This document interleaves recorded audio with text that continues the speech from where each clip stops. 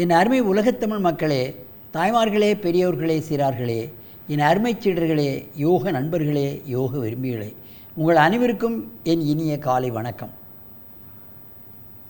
கலைஞர் தொலைக்காட்சி நிகழ்ச்சியில் நலமுடன் வாழ என்னும் பிரிவில் அதிகாலை வேளையில் யோகாசனத்திற்கு முதல் நிகழ்ச்சியாக முக்கியத்துவம் தரப்பட்டிருக்கின்றது. இந்த யோக நிகழ்ச்சி பல ஆண்டுகளாக நடந்து கொண்டிருக்கின்றது. உலகமெல்லாம் இருக்கின்ற தமிழர்கள் பார்க்கிறார்கள். ஏன் மொழி தெரிந்தவர்களும் தெரியாதவர்களும் பார்த்து பழகி பயனடைந்து கொண்டிருக்கின்றார்கள். அந்த அளவுக்கு இன்றைக்கு மக்களை தொற்றிருக்கின்றது.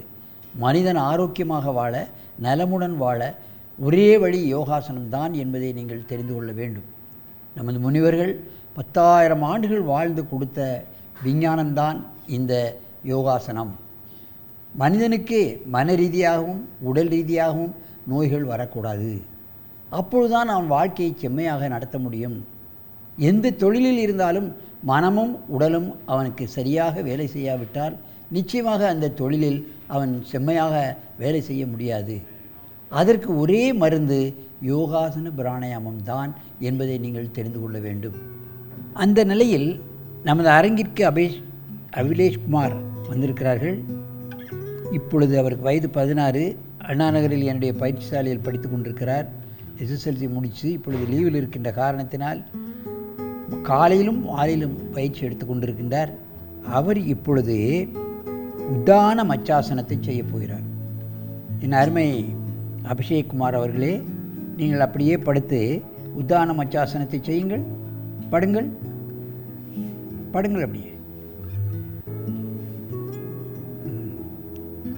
இது பார்ப்பதற்கு உங்களுக்கு எளிமையாக இருக்கும்.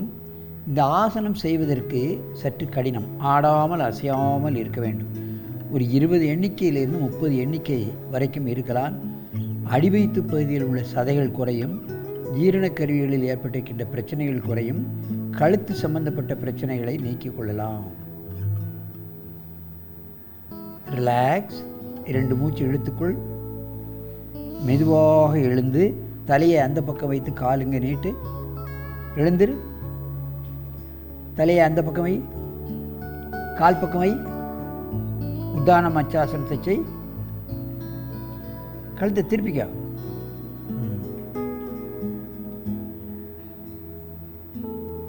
நிற்க முடியவிட்டால் கையை கொஞ்சம் நேரம் பிடிச்சிக்கொள்ளலாம்.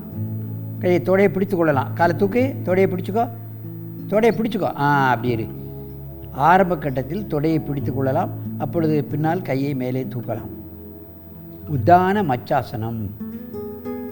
தைராய்டு சம்பந்தப்பட்ட பிரச்சனைகள், கழுத்து வலி சம்பந்தப்பட்ட பிரச்சனைகள், அடிவயிறு சம்பந்தப்பட்ட பிரச்சனைகள், இவைகளெல்லாம் நீக்கக்கூடிய அற்புதமான ஆசனம்தான் இந்த உத்தான மச்சாசனம்.